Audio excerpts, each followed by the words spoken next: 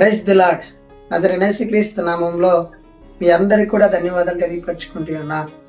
దేవుడిచ్చిన కృపను బట్టి, దేవుడి నడిపింపును బట్టి ఈ రోజున నేను మీ మధ్యలోకి వచ్చి ఉన్నాను. ప్రతిరోజు కూడా దేవుడికి వాక్యాన్ని ఇస్తూ మన జీవితంలో ఉన్న శ్రమలను బట్టి, బాధలను బట్టి, కష్టాలను బట్టి ఎంతగానో ధైర్యపరిచి ముందుకు నడిపిస్తూ ఉన్నాడు. అలాగే ఈ రోజును కూడా దేవుడు ఒక మాట తెలియపరచాలని ఎంతగానో ఆశిస్తూ నన్ను మీ మధ్యలోకి తీసుకొచ్చి ఉన్నాడు. ఈ రోజున దేవుడు వాక్యం ఒకసారి మనం చూసినట్లయితే యెషయా గ్రంథము 41వ అధ్యాయం 13వ వచనం. నీ దేవుడినైనా యెహోవాకు నేను భయపడకము, నేను నీకు సహాయము చేసేదనని చెప్పుచు నీ కుడి చేతిని పట్టుకొని చున్నాను. ఈ రోజున దేవుడు మనందరితో కూడా మాట్లాడుతూ ఉన్నాడు.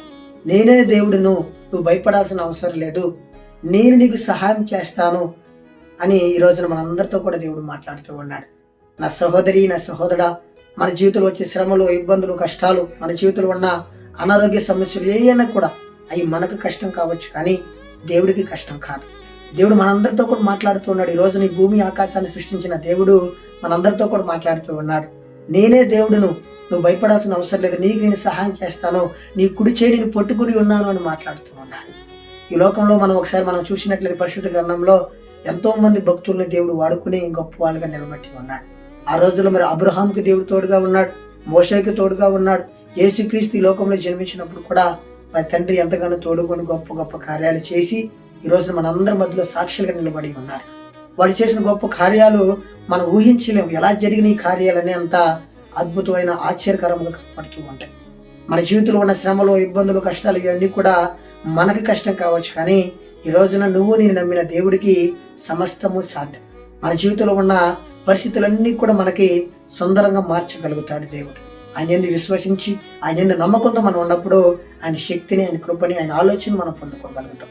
నా సహోదరి, నా సహోదరుడా, మన జీవితంలో ఏ స్థితిలో మనం కలిగి ఉన్న, ఏ జీవితంలో మనం నలిగిపోతూ ఉన్న, ఎలాంటి శ్రమలలో ఆదరణ లేక, సహాయం లేక, దుఃఖంతో కలిగి ఉన్నా కూడా మనం భయపడాల్సిన అవసరం లేదు.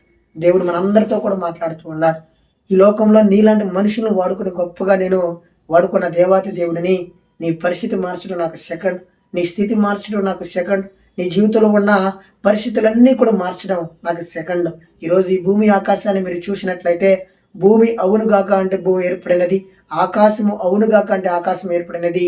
అలాంటి శక్తి గల దేవుడు నేను, నువ్వు భయపడాల్సిన అవసరం లేదని ఈ రోజున దేవుడు నీకు నాకు తెలియపరుస్తూ ఉన్నాడు. కాబట్టి మనం ఎలాంటి శ్రమల్లో ఉన్నా, ఎలాంటి పరిస్థితుల్లో ఉన్నా, ఎలాంటి జీవితం నలిగిపోతూ ఉన్నా కూడా దేవుని యందు భయభక్తులు కలిగి విశ్వాసంతో దేవుడి నాకు సహాయకుడు, దేవుడు నా జీవితాన్ని మార్చగలుగుతారనే విశ్వాసంతో మనం ఉండాలని ఈ రోజున దేవుడు నీకు నాకు తెలియపరుస్తూ ఉన్నాడు. ఆమేన్.